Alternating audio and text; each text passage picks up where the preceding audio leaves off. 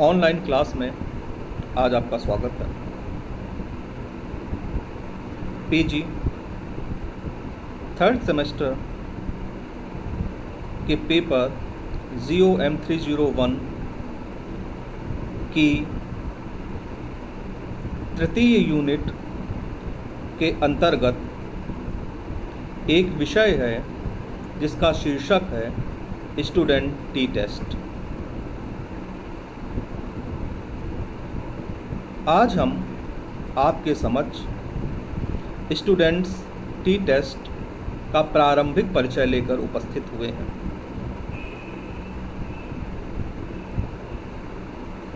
इसके पूर्व आप लोगों ने विधिवत परिकल्पना परीक्षण और काई वर्ग परीक्षण को समझा है।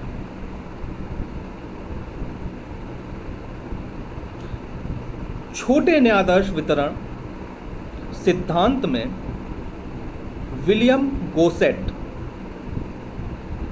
अत्यंत महत्वपूर्ण नाम है विलियम गोसेट, याद रखिएगा। विलियम गोसेट ने यह परीक्षण प्रारंभ किया 1908 में।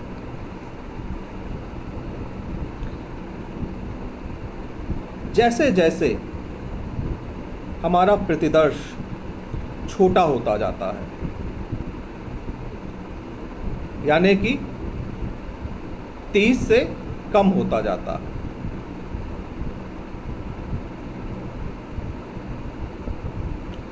वैसे वैसे ये जो सैंपलिंग डिस्ट्रीब्यूशन है ये प्रासामान्यता से दूर होता जाता है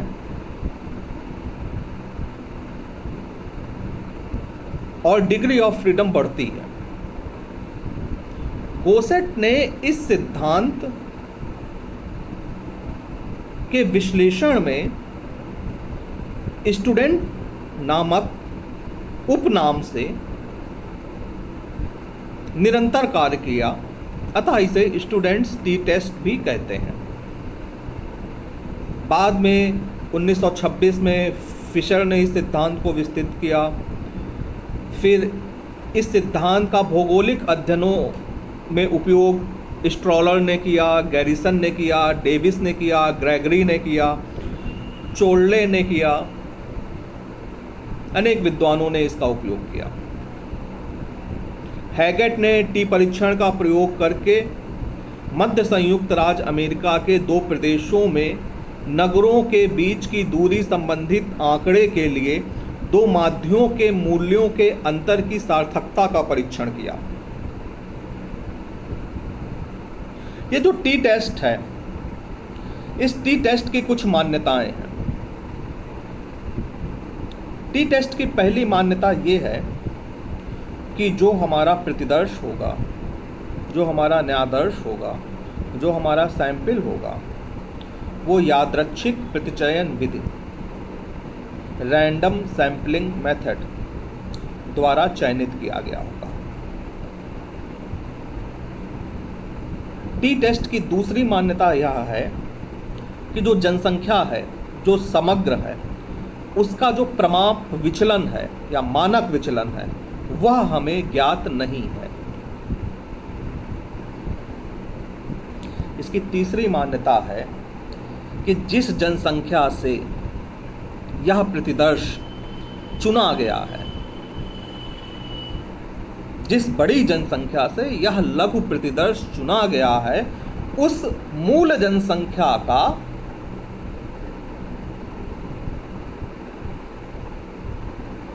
जो डिस्ट्रीब्यूशन है वो प्रासामान्य है, नॉर्मल डिस्ट्रीब्यूशन, वो प्रासामान्य है। अब इन 3 मान्यताओं के आधार पर हम स्टूडेंट टी टेस्ट का प्रयोग करते हैं।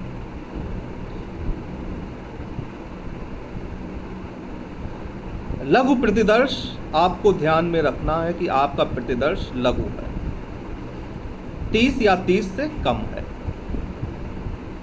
उस दशा में आप स्टूडेंट टी टेस्ट का प्रयोग कर सकते हैं। टी टेस्ट का एक बहुत सिंपल सा फॉर्मूला है, T is equal to X bar minus mu upon sigma into under root N.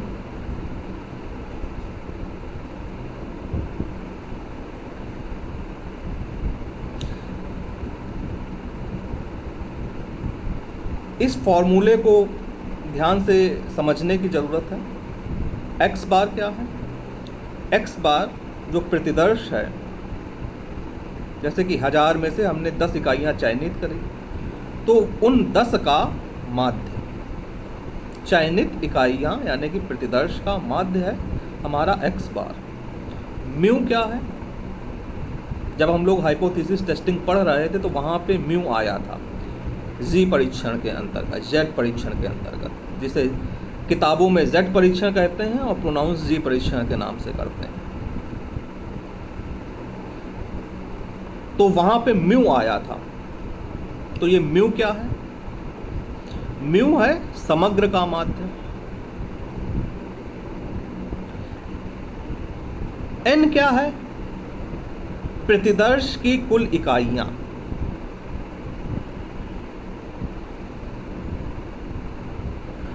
इसके बाद सिग्मा।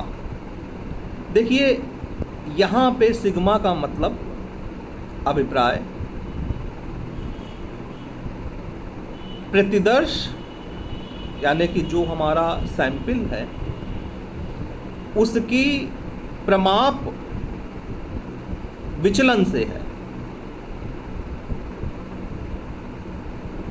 जिसको हम प्रमाप विभ्रम भी कहें तो उचित होगा, मानक त्रुटि।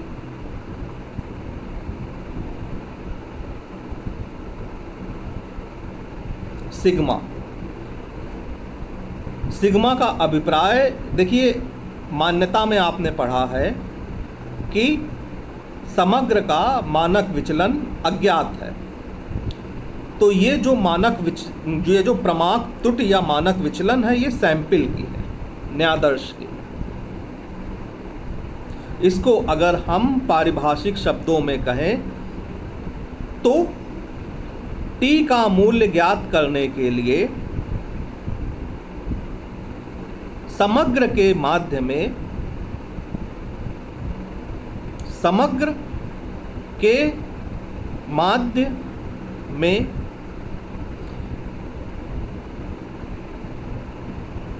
जो समग्र का माध्य है म्यू, उस म्यू को घटा देते हैं किसमें? न्यादर्श के माध्य में, एक्स बार माइनस म्यू। यानी कि t का मूल्य ज्ञात करने के लिए न्यादर्श के माध्य एक्स बार में से समग्र का माध्य म्यू को घटा दिया जाता है तथा प्राप्त अंतर को प्रमाप विभ्रम, जिसे हमने सिग्मा कहा है, सिग्मा से विभाजित कर दिया जाता है तथा न्यादर्शों की इकाइयों के वर्गमूल से, अंडर रूट एन से गुणा कर देते हैं। इस तरह हमारा जो सूत्र होता है, small t is equal to X bar minus mu upon sigma into under root N. कुछ किताबों में सिग्मा की जगह s भी लिखा हुआ मिलता है।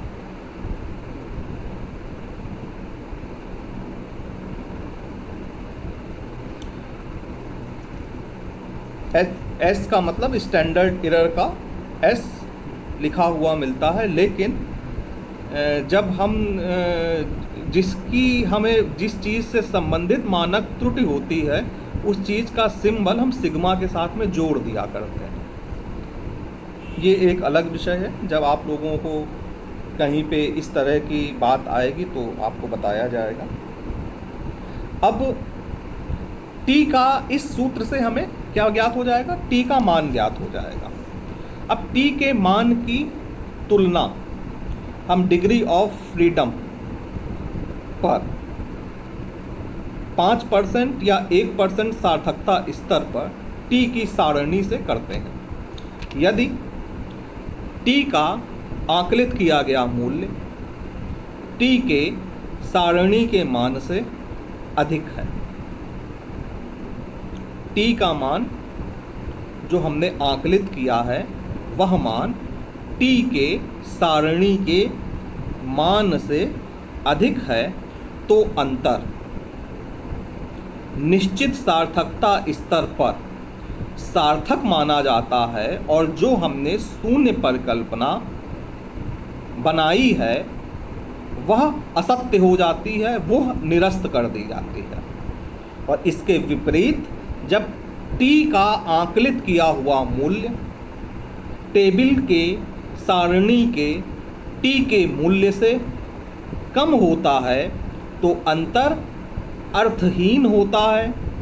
याद रखिएगा, टी का परिगणित मूल्य कम होने पर अंतर अर्थहीन होता है, अतः शून्य परिकल्पना सिद्ध हो जाती है और जो भी यह अंतर प्रकट हो रहा है यह माना जाता है वह प्रतिचयन की त्रुटि के फलस्वरूप हो रहा है, संयोगवश हो रहा है।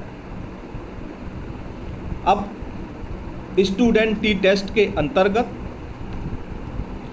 हम इसके 4 प्रयोग क्रमशः उदाहरण सहित सीखेंगे। पहला, लघु न्यायादर्श के माध्य का सार्थकता परीक्षण। दूसरा, 2 लघु न्यायादर्शों के माध्यों के अंतर का सार्थकता परीक्षण। तीसरा, अंतर परीक्षण युग्मिक न्यायादर्श या प्रतिदर्श। चौथा, लघु न्यायादर्शों में अवलोकित सहसंबंध गुणांक की सार्थकता का परीक्षण। आगे आने वाली क्लासों में हम टी टेस्ट के ये जो 4 प्रयोग हैं, इन 4 प्रयोगों के उदाहरण को विधिवत समझेंगे, विधिवत अभ्यास करेंगे। इसी के साथ मैं स्टूडेंट टी टेस्ट के प्रारंभिक परिचय को यहीं पर समाप्त करता हूँ। धन्यवाद।